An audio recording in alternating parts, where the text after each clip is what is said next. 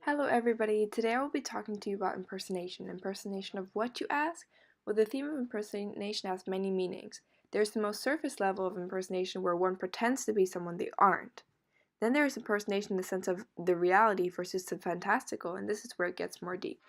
Okay, diving straight into some analysis. Looking at the title of Vertigo, vertigo means a sensation of whirling or loss of balance associated with looking down from big heights, which is essentially your eyes deceiving you.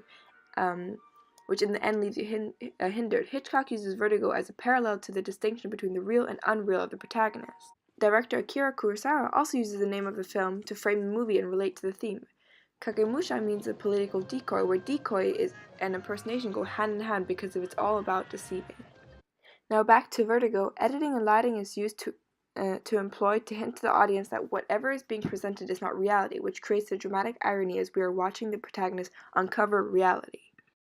North by Northwest employs the same effect of dramatic irony created through different techniques that fall under the theme of impersonation.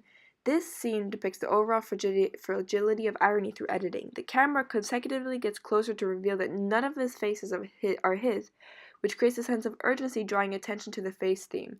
The irony is that the whole story is a man chasing after a man that doesn't exist, and this same man is being chased for someone he is not. Perhaps what the director is insinuating is how fragile identity is, and how the line between reality and fake is easily blurred.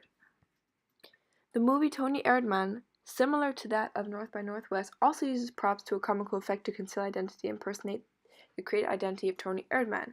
Through this created identity, he is able to find out more about his daughter's reality, which in turn reveals the sexism and embarrassment she faces every day. This story overall criticizes the new modern values that have emerged paralleling to the state of Germany today.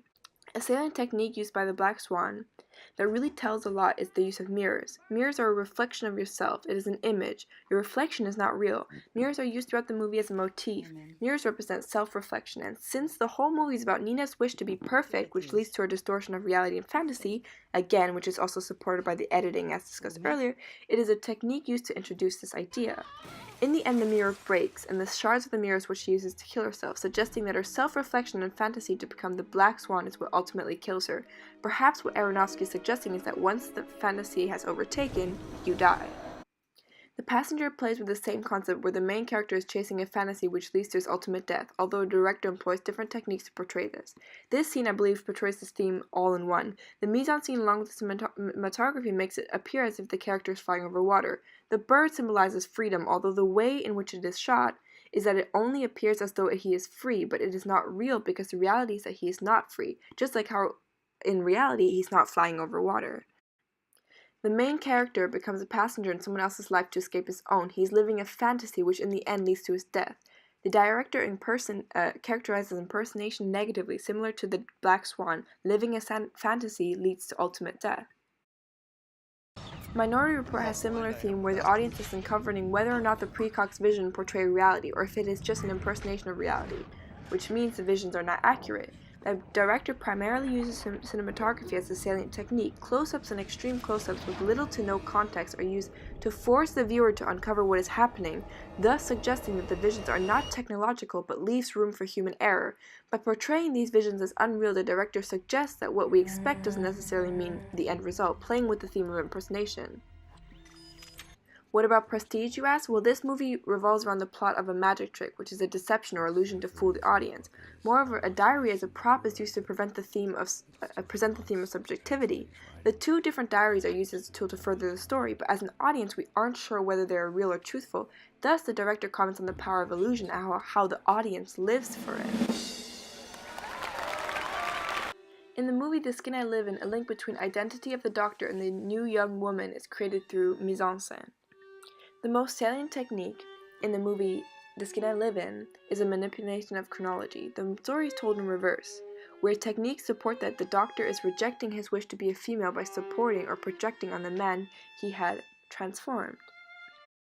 In the movie Rebecca, the only place where any reality is held is in a little cottage, although the chiaroscuro lighting suggests otherwise.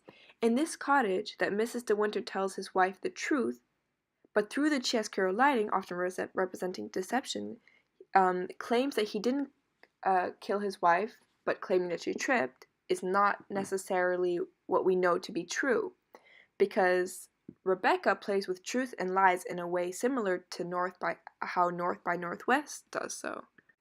Similar to how in Rebecca, setting is also used as a tool to portray this theme of impersonation. The technique in setting used by Psycho is when Norman Bates is impersonating his mother. The setting is used to parallel Norman Bates' state of mind. And lastly, Shutter Island is similar to Psycho in a way that the narrative of the entire point of the film changes all of a sudden where the original plot seems useless and doesn't serve the overall narrative. The director uses the technique of the point of view to convince the audience of the protagonist's narrative, which is what he believes his identity to be, which is the marshal.